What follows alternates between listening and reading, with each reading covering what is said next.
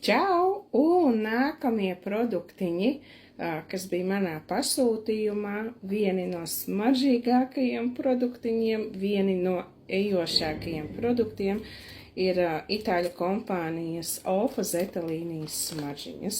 Jā.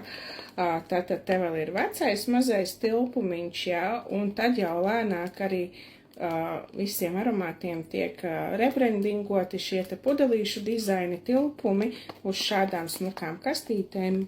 Pudelītes jau esmu arī rādījusi, un man šeit rokās ir 96. aromāts, kas ir, paņēmu katalogu, lai var izskatīties notiņās. 96. ir citrusaugļaināks, upeņaināks, nedaudz pikantumiņš, bet otrs ir 25. kurš būs vairāk rožaināks, persikaināks. Tā kā piesakīs arī tos